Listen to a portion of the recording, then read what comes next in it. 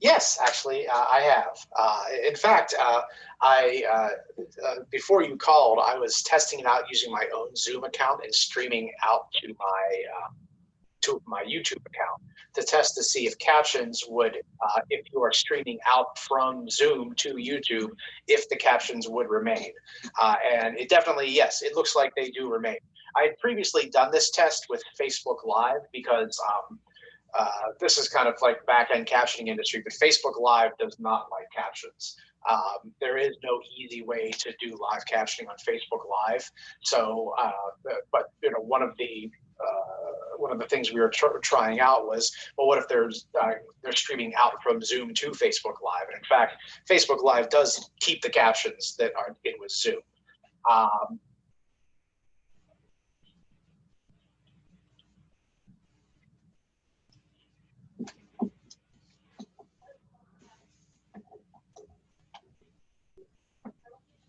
Yes.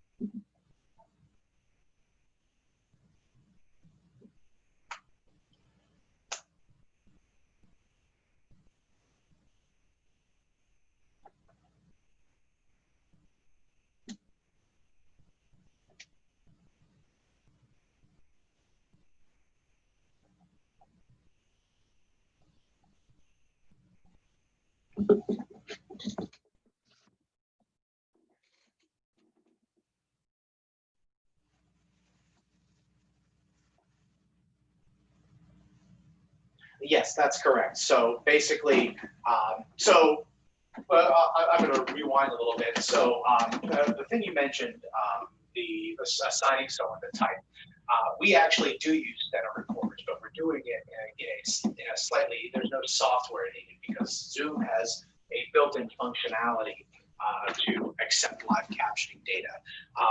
Assigning someone the type, the way that that works, that Zoom expects that to work is you're literally having a participant sitting there with a standard keyboard, typing live captions as words are being said, which really doesn't play out in real life. Give you an idea, the average person is, you know, a really good typist is typing at like 85 words per minute. Bare minimum for a live captioner is 300 words per minute. So, you know, a regular person typing on a regular keyboard is never going to be able to keep up and provide any sort of quality live captions. However, Zoom has a built-in functionality using their API. So basically, each Zoom, any individual Zoom meeting has an API key that can be used by third-party captioners. So basically, what we're doing is we are captioning it as if we were captioning something on broadcast TV. But instead of sending that caption data to a broadcast center or a TV station, we're sending that caption data to that specific API link that your specific Zoom meeting has generated. Zoom is looking at that API link, pulling down that caption data, and then displaying that as closed captioning. So there's no additional software needed on your end. It's just a straight R captioner to your Zoom meeting connection.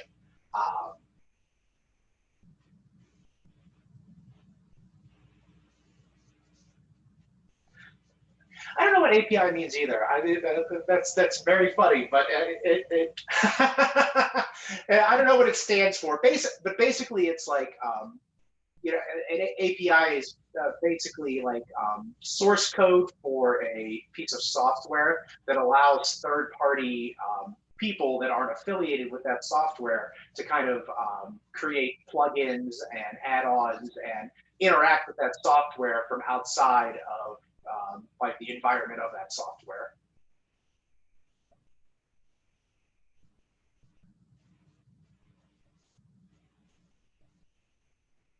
Yes, very familiar.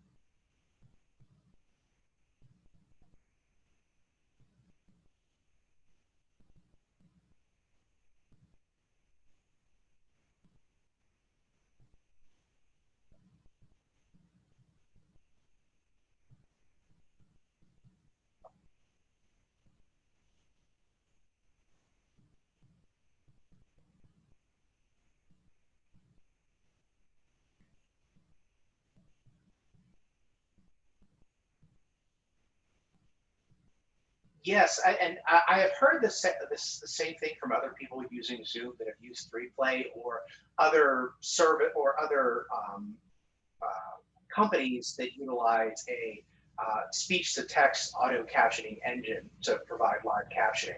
And I believe that is where the difference is. I think that the way that the engine, that the software that creates speech to text captions interacts with that API is different than the way that our caption data is interacting with that API. Just because I just think that the program involved, and it could be from the fact that the it's also pulling audio data from your Zoom to create the captions. So 3Play, what they're doing is their software is listening to your Zoom meeting, taking in that audio data, transforming that into text, and then sending back text data as captions.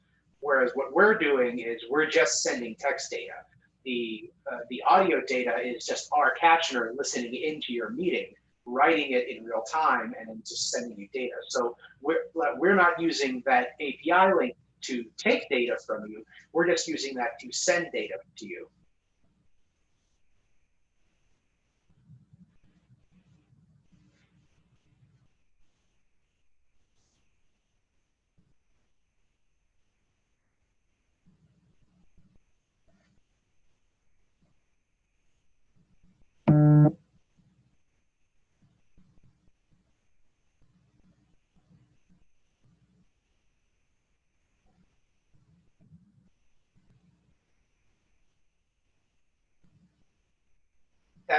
That is what my belief is. A lot of stuff that full disclosure, a lot of the back end stuff with Zoom is kind of strange. So I would not be surprised if that was what the interaction was. I'm not, I've never worked for 3Play. I just know what I know about 3Play from being in the captioning industry. But that's kind of the conclusion that I've come to from talking to other people and kind of listening to the issues they've had with using that API link to with an with a company that does AI captioning. And like I said, I just tested it. I set up a Zoom meeting in my own Zoom account. I streamed that out to YouTube, and I started typing captions in the like. I started typing captions in the type captions yourself using that option. And when I typed captions in Zoom, they showed up in Zoom, and then a few seconds later, they showed up in YouTube.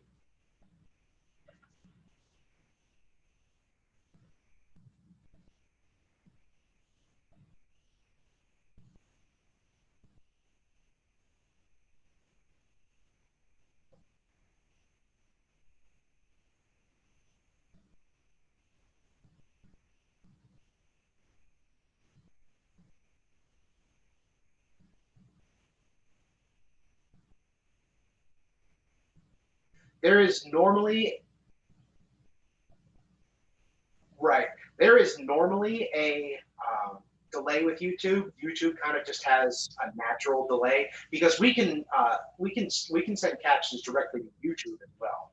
So we can connect directly to a YouTube stream and send captions that way.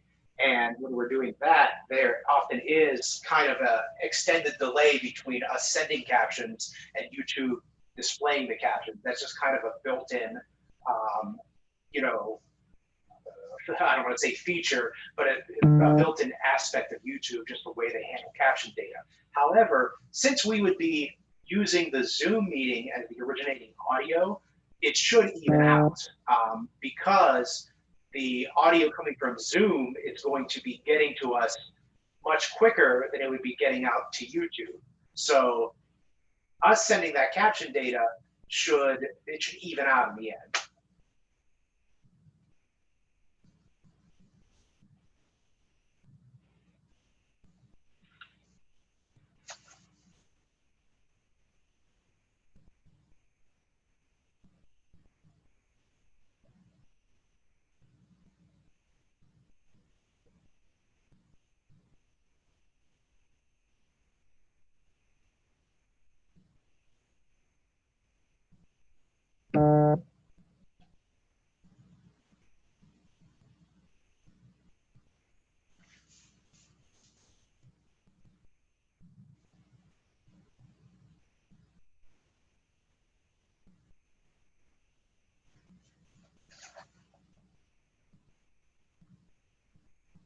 Yeah, you're right, because it's streaming directly from Zoom. So it doesn't matter. Hey, yeah, we're not sending to YouTube, we're just sending to Zoom. So it's streaming right from Zoom. So it should be exactly the same. You're right.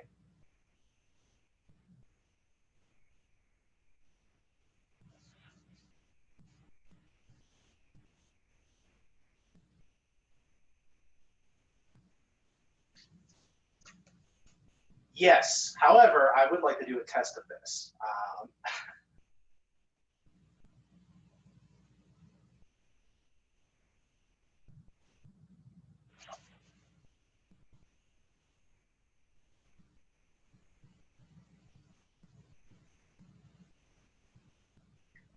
Yes, that's the correct order. Yep, that's the correct order. Now on your website, are you going to be saving this file for replay? Is this going to be archived on YouTube? Okay. So here's another important thing to do in Zoom, and this is something that you can do on your end that will ultimately save you money. Um, the when it is replayed, archived on YouTube, I do not think those captions will stay on it because they did not originate in YouTube. However, Zoom, if you click on Save Captions in Zoom, it will export a VTT caption file that is taken from the live captions that we're going through Zoom. And then you can take that VTT file and associate it with the saved video in YouTube so that the same live captions that we're going through Zoom and were output through YouTube will also be on that archived video.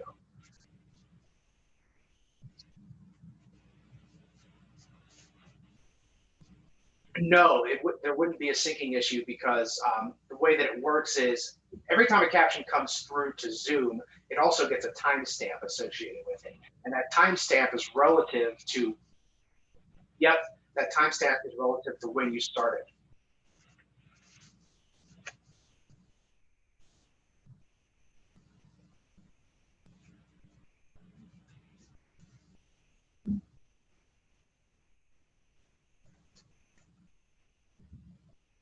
Exactly.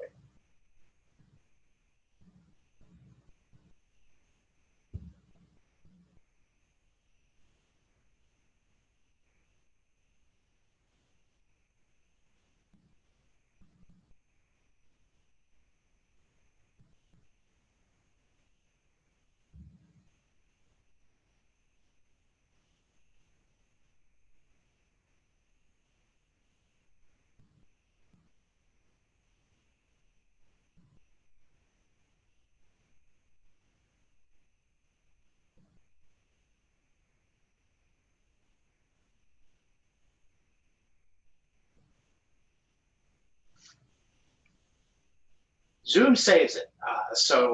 In Zoom, if you click, there's a setting right next to the one that enables closed captioning that says Save Captions. Uh, what Zoom doesn't tell you is when it says Save Captions, you assume that means that it's going to save the captions to the video. It doesn't. It saves the captions as a separate caption file, which is a .btt.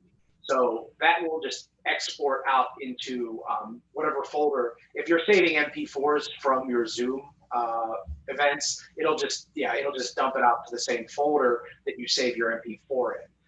You take that BTT file and then go into your YouTube dashboard, and then for that individual video, when you go into the settings, there's an option there to upload a subtitle file. You can use that BTT file, upload that BTT file, and it'll associate that file with that video. So when someone's watching the replay, they click on the CC button, and it'll show those same live captions.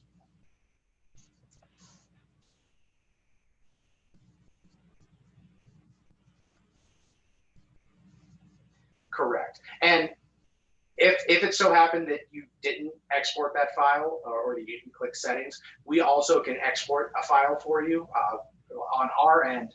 As our captioner is writing, we are also saving, it's also creating a transcript. It's creating a time-coded transcript of everything that captioner is writing. So if it turns out, something happened where you didn't click on the setting or you didn't save it or whatever, you can come back, the next day and say, hey, I need this file. We can export SRT or BTT, really any kind of caption file from that live session. There's a charge associated with that. I think it's $50, and we can send you that file. So even if you don't save it on your end, we can still export something for you.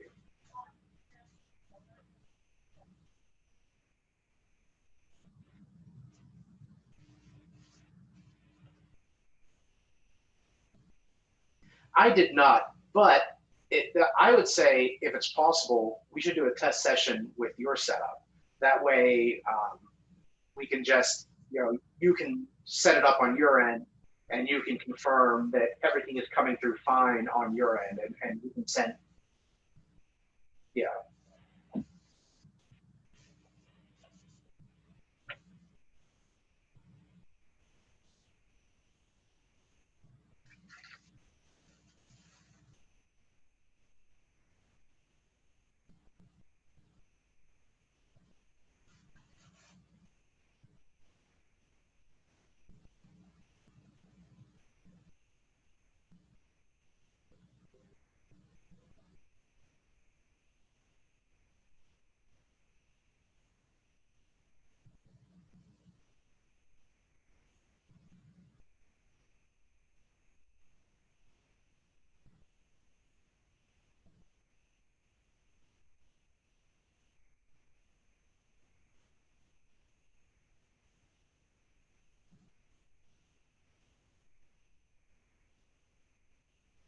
Correct. Yes.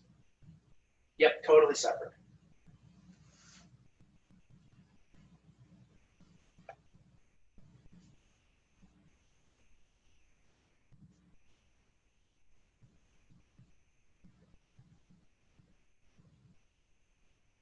They don't necessarily have to be a panelist. Yeah, basically all we need is an attendee link. So the same link you would send to anyone that would be viewing the meeting. However, since you're doing it in webinars, if you want to test ahead of time, they would have to be listed as a panelist, because if you're starting in practice mode, the captioner can't, if you're not a panelist, you can't get in there to test until the meeting starts. So, for webinar, what I suggest is if you want to get a test done, which I would suggest that we do, just so that we can get the captioner, we can get the captioner in there 15 minutes ahead of time. And we include that 15 minutes of test time at no charge. Our SOP is always, we're ready 15 minutes ahead of whatever the book time is. So you assign them as a panelist, you give them panelist invitation. They get in 15 minutes ahead of time in practice mode. They send a few test captions. You make sure that everything is looking good. You can see the captions coming through Zoom. You can see the captions coming through YouTube. And then once you hit, once you go live, the captioner will just, start typing whatever they hear.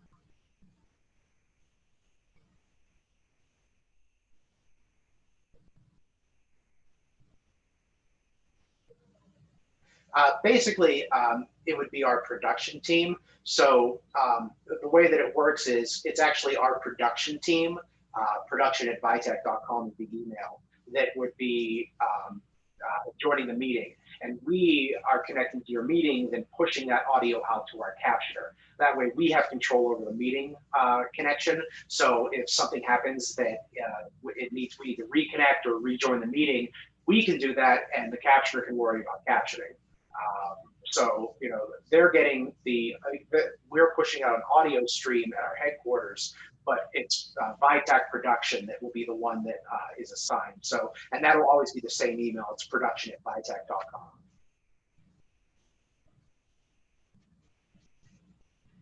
Yep. And I'm going to send you an email that includes all of this. You know, once you decide to move forward, the next step, and we can, if you do want to move forward, we can roll the test and an onboarding meeting together. Although I'm sure you want to make sure that it actually works in a test before committing to anything. But we'll have it.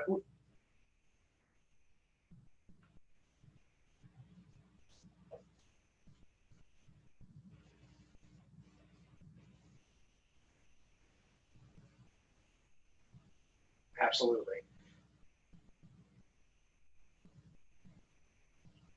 Right.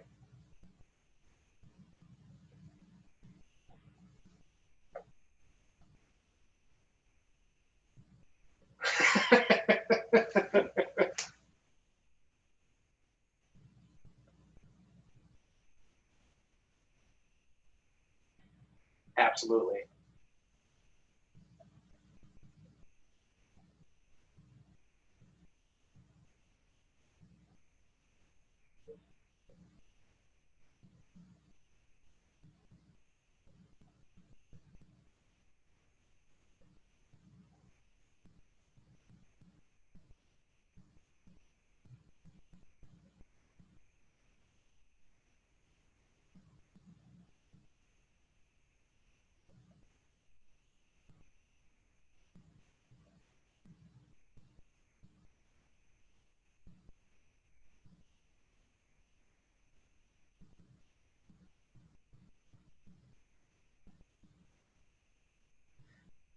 It's actually the opposite. You will be sending us a code.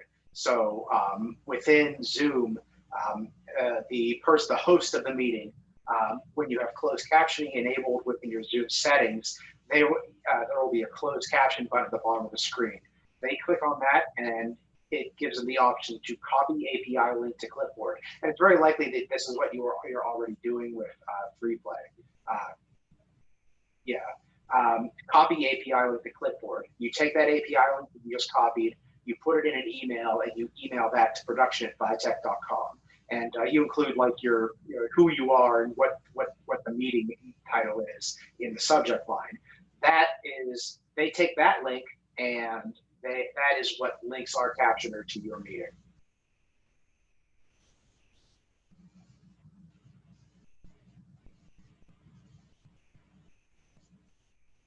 We actually prefer to be a half an hour before. And the reason for this is this. Technically, you can get that to us at any point. You can retrieve that link and then send it to us. However, the data in that link, there's a long security token in that URL. That security token is generated by Zoom looking at the details of your meeting.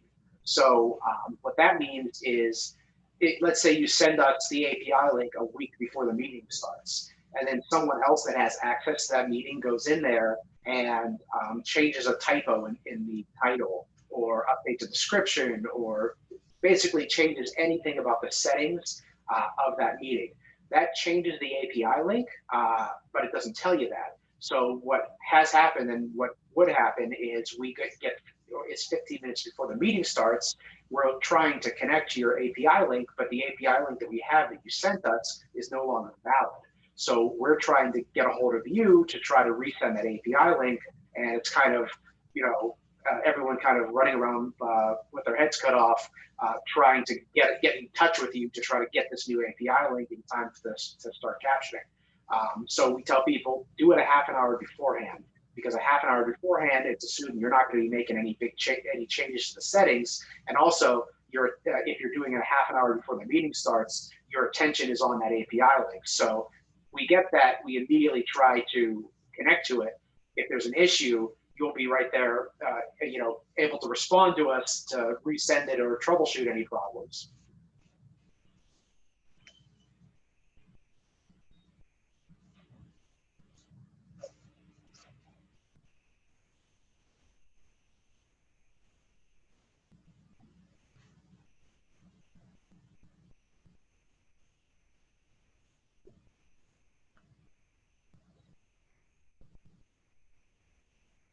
Exactly. That API link is our destination for our caption data.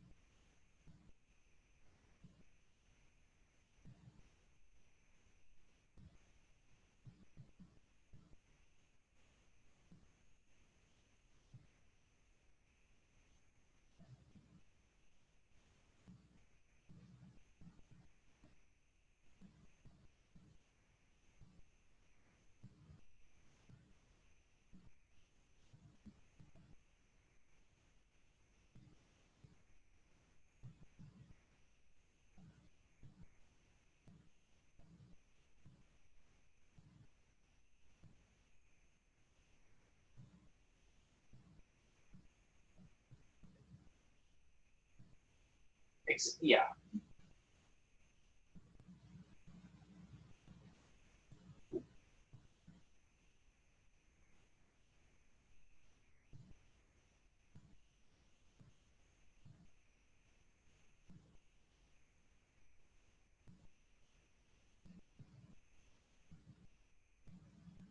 Yes. That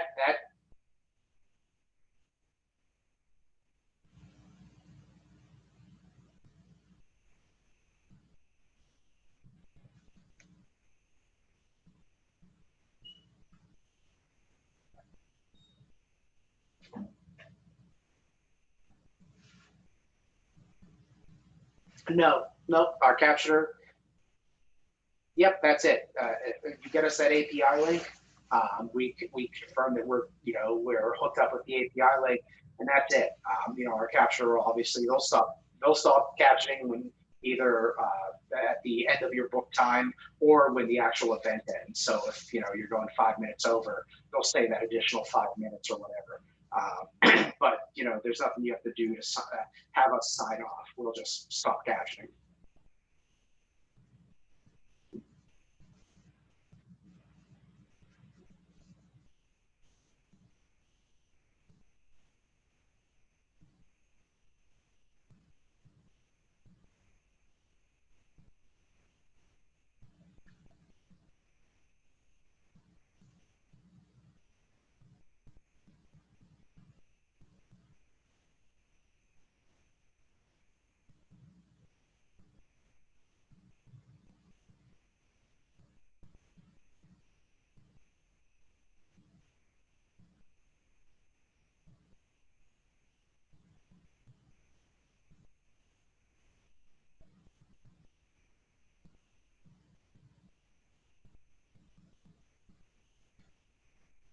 Next Thursday at 9, definitely. Yeah, definitely next Thursday at 9. So our standard is if you give us 48 hours of notice, we guarantee you a capture. You will absolutely get service if you tell us 48 hours in advance. Under 48 hours, we are extraordinarily good at getting those, what we would consider last minute bookings done. We do same day stuff all the time. If you call us at if you call us at 8 p.m. and you say we're going on at 8:05 p.m., that might be a problem. If you call us on Christmas Day and say you're going on, noon Christmas Day, that might be a problem. Otherwise, we are excellent at doing it. We are the largest live company that does live captioning. I think last time I checked, we have somewhere in the realm of 350 live closed captioners employed, and they're all over the country. So we're able to cover 24/7. Yep. Yeah. So yeah, I think we have like a small amount of people working from our headquarters, mainly for trading purposes, and there are some extremely large clients that require contractually to have the captioners for their programs in our broadcast center. But the vast majority of them do work from home. Cannonsburg, actually, just south of Pittsburgh.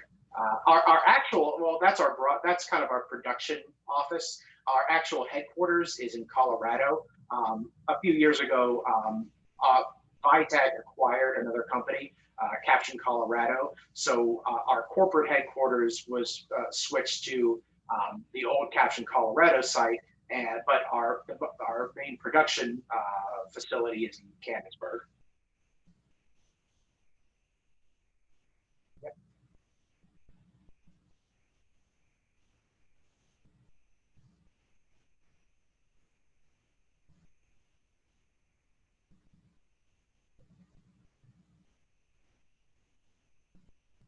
Right.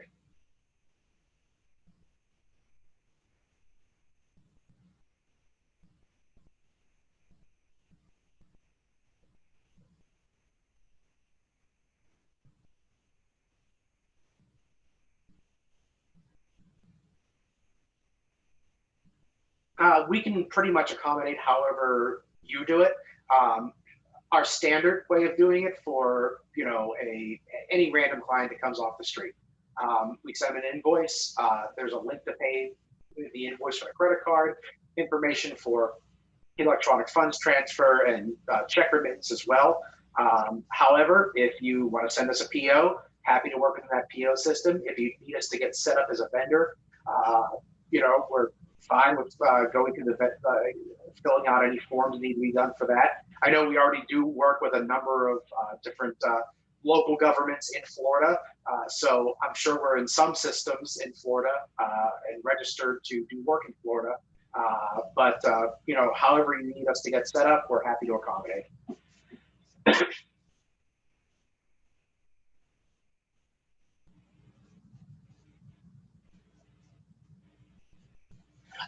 Yeah, absolutely. Next Thursday. Yeah, I mean, to hit under that 48-hour notice, we'll want to actually schedule it by next Tuesday. So to do for the test, what we'll want to do is if we can schedule the test at some point, either anytime on Monday or Tuesday morning, we can do that test. You can give us the yay or nay that we're going to move forward, and then we can get you set up.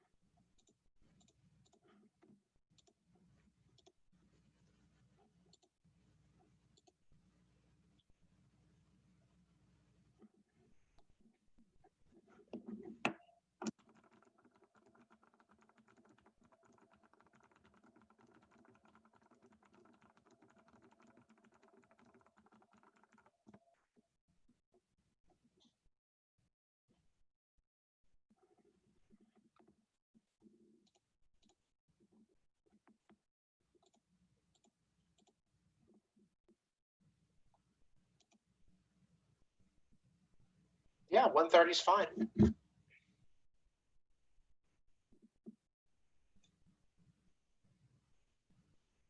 Yeah, absolutely. Yeah.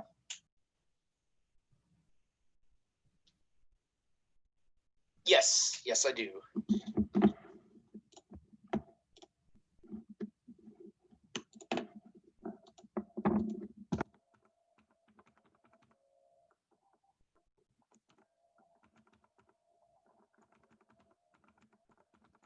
And Pierce. Okay. All right. Yep, I got it.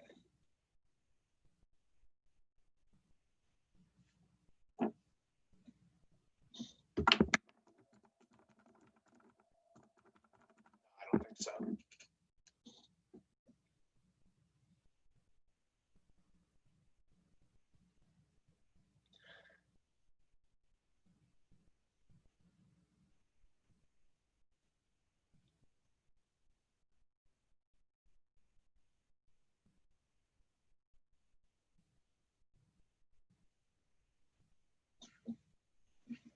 Yeah, absolutely.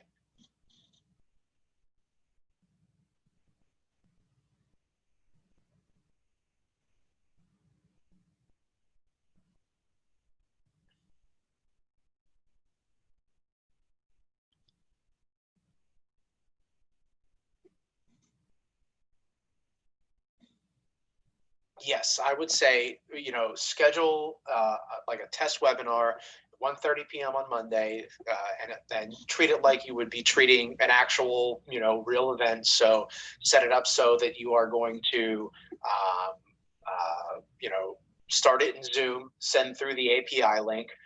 And I can, on the call, I can walk her, I'm since you said that it seems like a normal process for you guys when you were using 3Play.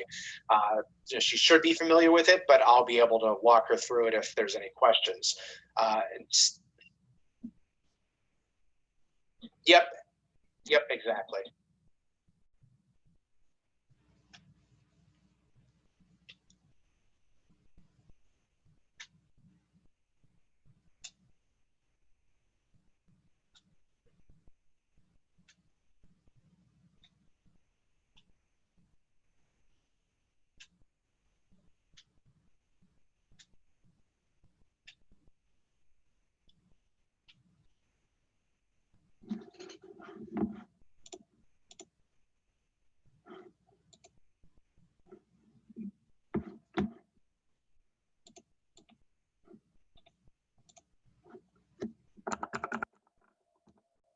Right.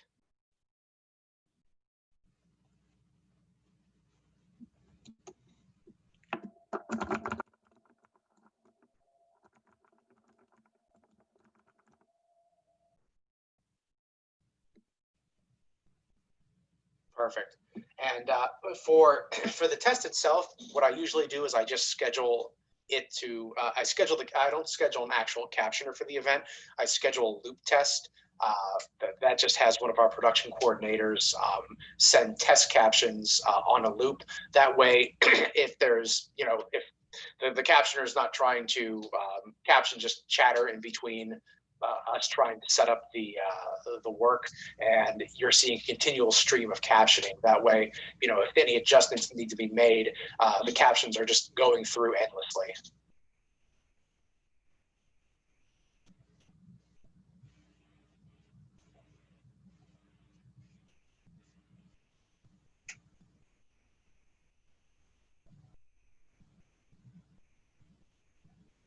It, right.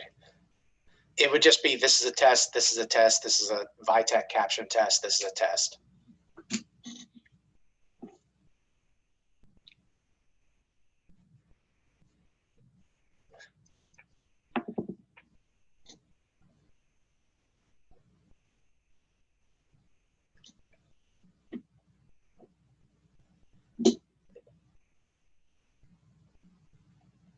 Exactly.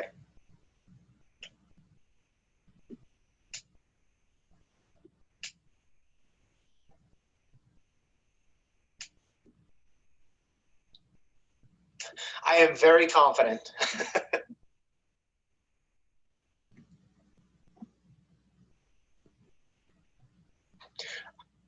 I have tested it through YouTube myself. We've done it through Facebook, so we haven't had a client that has streamed out from Zoom to YouTube and needed the caption to appear in both. But I have tested it before myself because it has come up. The specific client ended up not doing it through Zoom to YouTube. They ended up just doing it straight through YouTube. They dropped the Zoom. But we have done it for clients in Facebook. And Facebook and YouTube function very similarly with the way that they are accepting caption data. So I've done it on my own.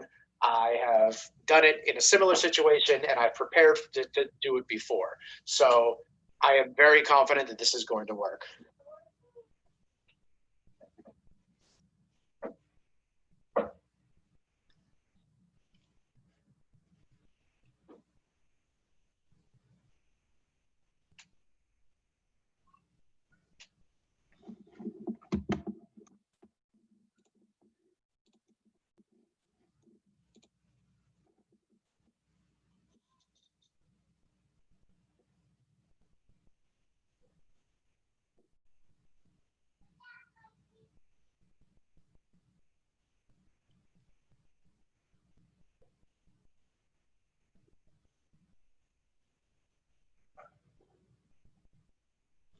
Correct.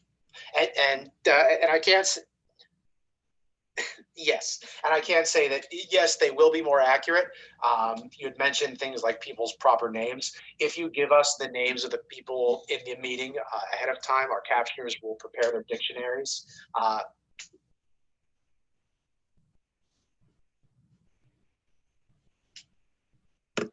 Sure.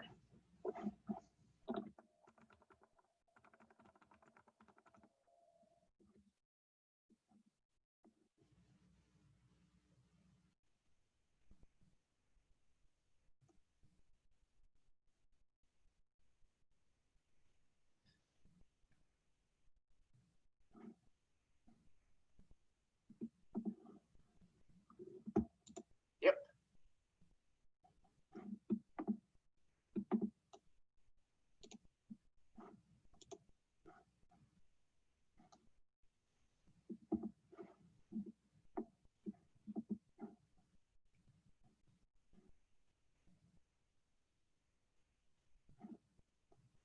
Oh, that's perfect.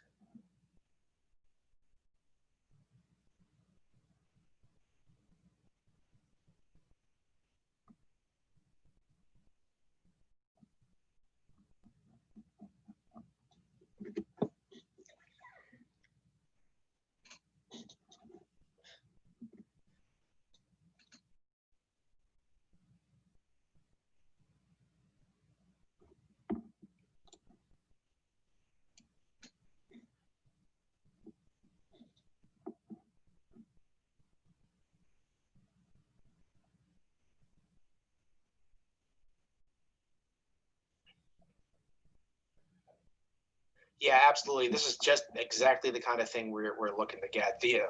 Our captioners love to get this sort of information, beforehand because it makes their captions much more accurate. It makes their jobs much easier.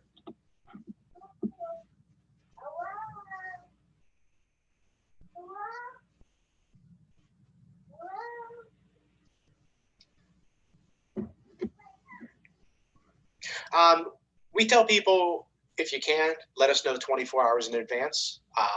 But if you're just, email. Uh, Yep, everything through email. That production@vitech.com email that I told you about earlier, that's kind of the catch-all email to send everything. So you use that for scheduling.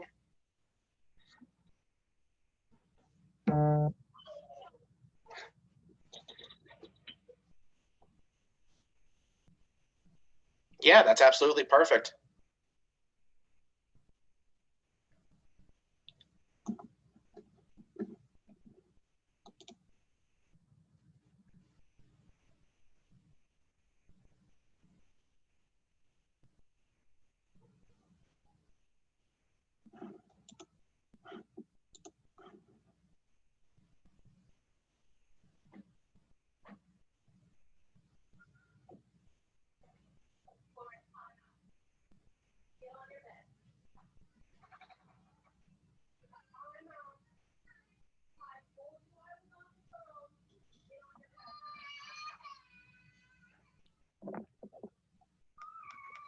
Gotcha.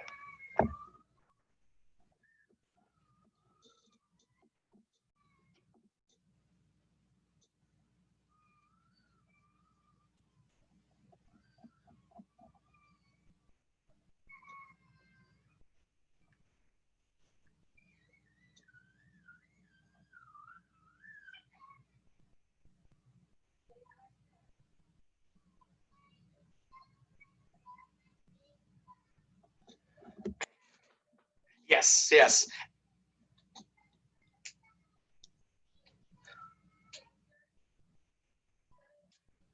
Yep, the acronyms and proper names are the things we like to get the most, because those are the things that people pronounce acronyms like regular. They pronounce it like words, but they're not actually words. So that's where the most mishears happen. So yeah, acronyms and names are number one.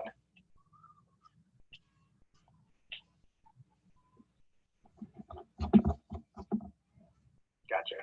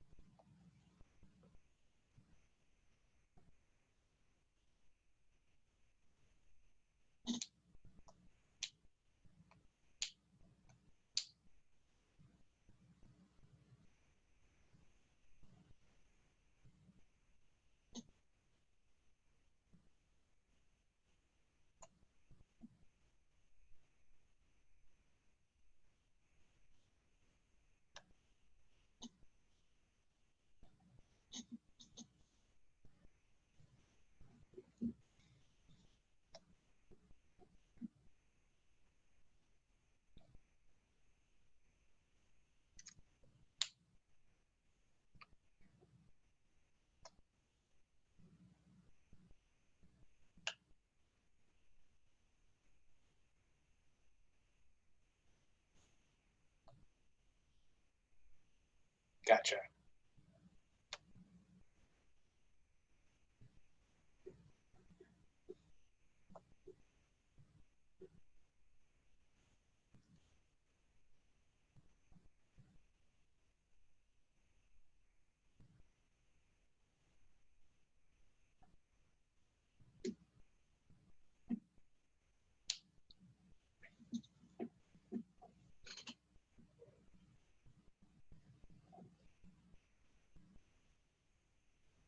Gotcha.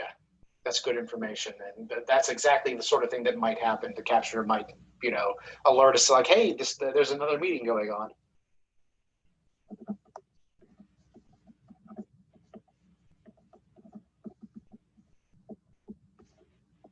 Perfect.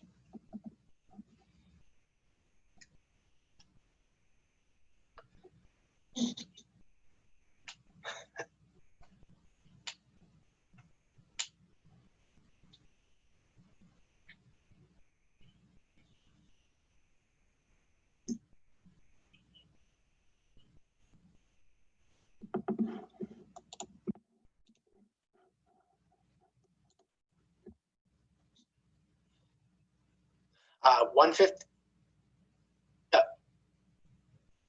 Yep, it's 150 an hour. We bill in 15-minute increments with a half-hour minimum. So, an hour-long meeting will be $150. 2-hour-long meeting will be $300, and so on. You are billed for the time you book. So if you book from 3 to 4 p.m. and you only go from 3 to 3:30 p.m., you'd still pay for the hour. If you go over the amount of time that you booked, you're billed in 15-minute increments at your standard rate. And then what else? Oh,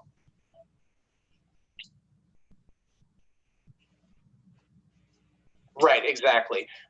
We do our we do our very best to make sure that we do not just hang up, and we don't just hang up. If you're going 5 minutes over, our captioner will stay. However, if you're going an hour over, best practices would be try to give us a call and say, hey, this is going long. We're not exactly sure how long it's going to go, but we know it's going to go at least an hour over. At that point, we might need to get a second captioner in, and we have a system set up to do seamless transitions between captioners. Basically what it would be is we would have a second captioner connect into our headquarters. We would have them both typing at the same time and then switch one over. That way you're not getting any interruption of the captioning. But right, exactly. So, but the way that we schedule internally on our end is, we give captioners a half an hour between programs. So someone might be doing one program from 12 to 12:30, then they're doing 1 to 2, then they're doing 2:30 to 3. So once you creep, exactly. So yeah, so then it's like, once you're creeping into that 15 minutes, going over 15 minutes, at that point, the captioner starts saying, hey, I've got another show coming up in 15 minutes I got to get ready for. And that's when they start to get nervous and try to reach out to us. So if you can tell us that you know that it's going to go over, you can send us an email, give us a call, say, hey, currently you're capturing this meeting. It's scheduled for 4 p.m. We're not exactly sure when it's going to end, but we think it's going to end. We know it's at least going to go till 5. That will definitely help out in making sure that you have continued coverage.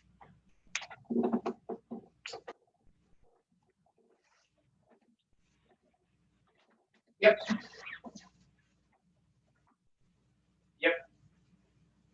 Yep, exactly. Well, when we do the onboarding, you'll get a one sheet that includes basically everyone that you would ever need to call in every situation.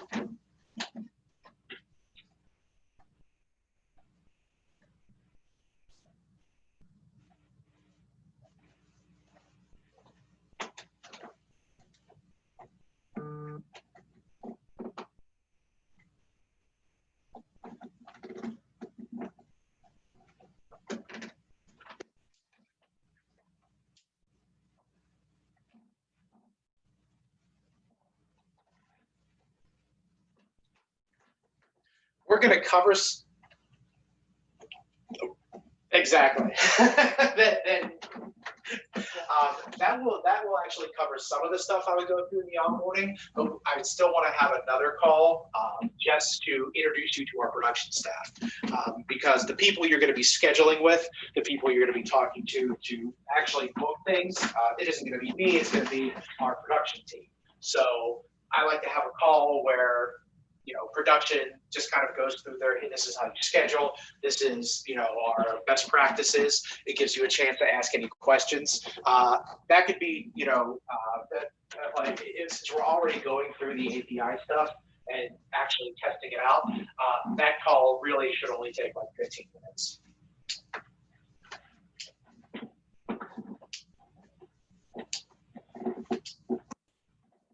Yeah, I would say so. Yeah, we can always cancel that if the test doesn't go well on Monday. I would say with their first event happening on Thursday, we should probably schedule something for Wednesday.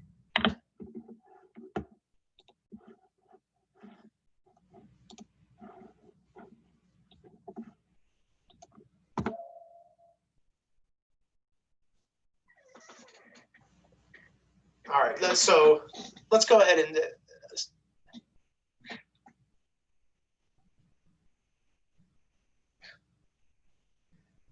gotcha.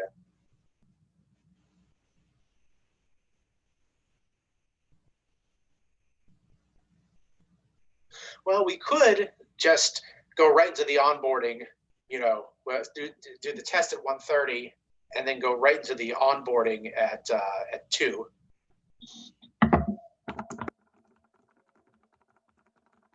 Makes sense. Okay, so I'll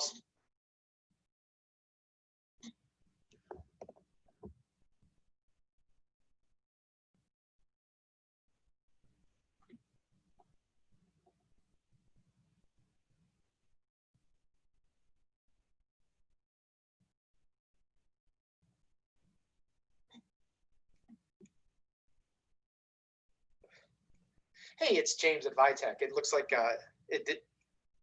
Yes.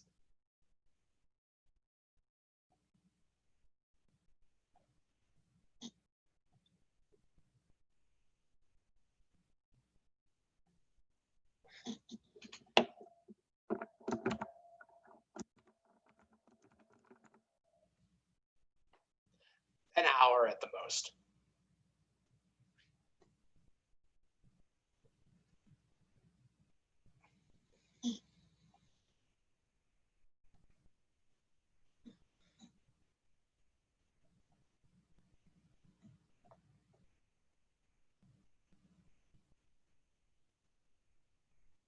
Yep, and I'll send you a separate Zoom link for the onboarding, since I have to coordinate that with the production team. So you guys will set up a a webinar from 1:30 to 2. I'll set up my own webinar from 2 to 2, my own meeting from 2 to 2:30, and then after we get done with the test, we can all meet in the second room at 2.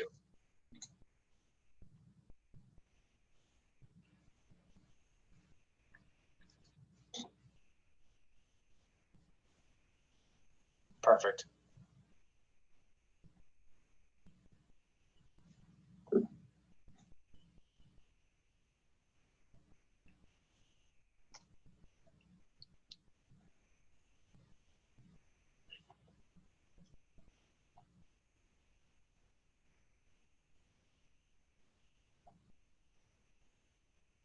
Sounds good.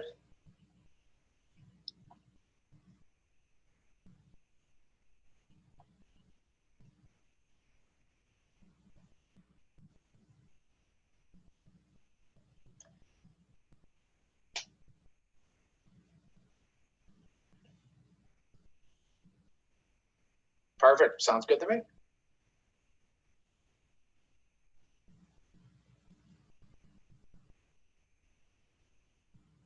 Yeah, I think like tax ID or something like that.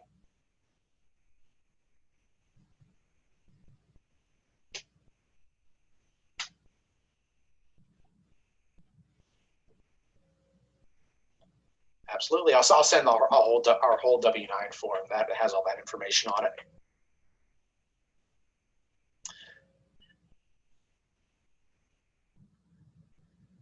All right, perfect. And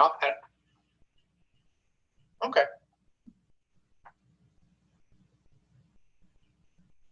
gotcha.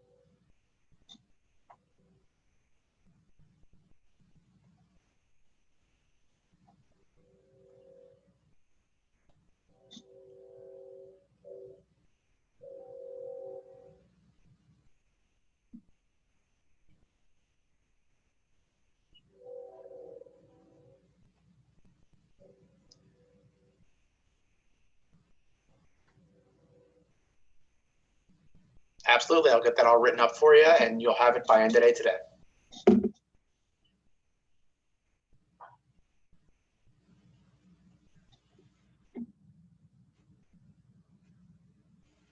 Yep, absolutely.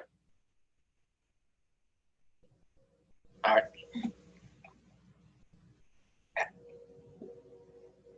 Absolutely. No problem. Bye-bye.